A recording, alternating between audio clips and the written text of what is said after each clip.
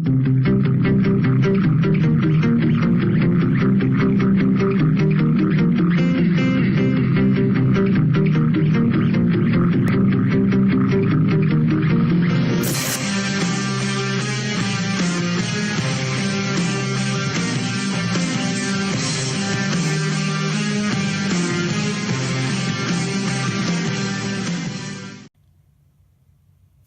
guys, Jason Lino here. Today's video is going to be about supplementation. The reason why I want to talk about supplementation today is because the biggest misconception I'm always hearing is vegans, vegetarians must take a lot of supplements. Like, I do take supplements personally, however, you don't need to take supplements being on a vegetable-based diet, because the reality is you are able to get a mass amount of micronutrients and an adequate amount of macronutrients and things of that nature, just as long as you're willing to put the time in. If you're willing to track your calories and your micronutrients and your macronutrients, you are so easily able to hit your daily intake when it comes to that. However, if you're like me, you're kind of lazy, you don't really want to pay attention to that stuff, it can be optimal to have supplements. And that is why today I want to share with you what I take on a day-to-day basis for people like me who just kind of want to eat and get things done.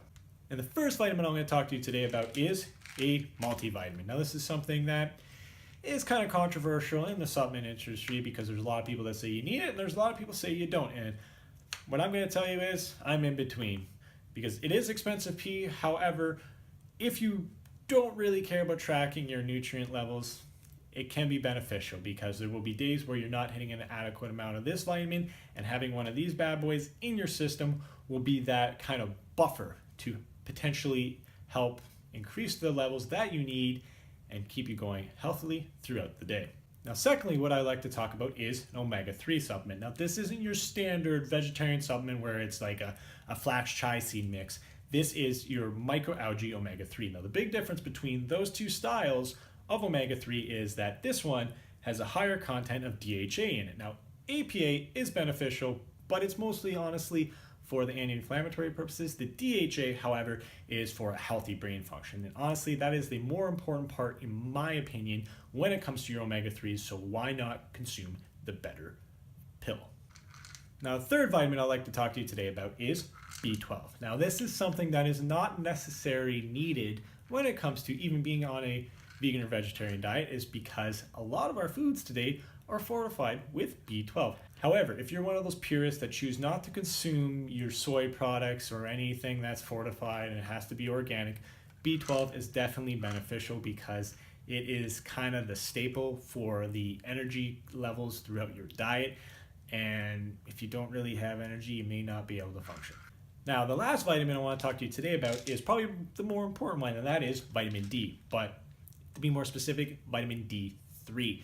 Now, a lot of people are going to be like, well, you don't really need vitamin D because you can just go outside. That's not the case. Honestly, sun is a great resource for vitamin D. However, when your skin starts burning, you are not able to absorb the adequate amount of vitamin D. Like I've mentioned probably in dozens of past videos, when it even retains to about vitamin D, you need to consume it for supplementation, because you are able to get enough to live, but you're not really able to get enough optimally. So that is why it is very, very important to just take a couple of vitamin D pills throughout the day to bring up that level of vitamin D3, because it is very, very important. Like, I cannot emphasize this enough. Take your vitamin D. It has so many beneficial factors throughout your body across the board. It helps with bone health, gut health, brain health. Like, people will take this to help their depression, and it has also even been used to help onset autism in children. Like, if this pill can help all those factors, why not just take it, right? So that is why I very, very, very stress you to take vitamin D, whether you're vegan, vegetarian, or just a general person. Now, the last supplement I want to talk to you today about is creatine. Now, this isn't something you necessarily need to be healthy, but if you want to have good performance and you are a vegan athlete, I would strongly recommend taking it, because when it comes to creatine, our bodies are able to create it. It is held within our liver and you can create creatine.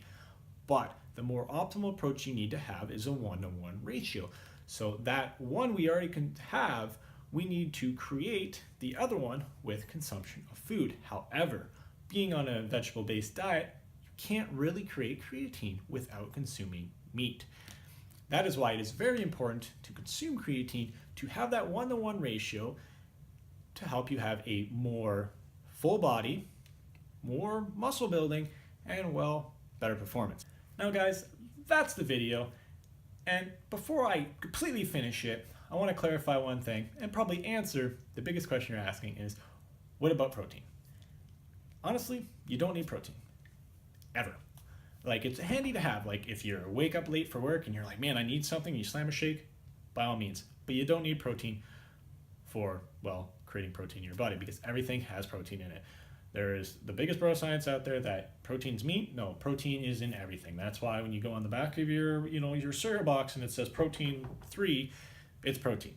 Now, the biggest thing is it may not be complete protein at the time, but if you don't just eat the same thing all day long and you have a variety of foods, those amino acids will come together and create the protein that you are needed for your performance levels. But guys, that's the video. Do me the favor, go down below, drop me some comments because I love what you have to say.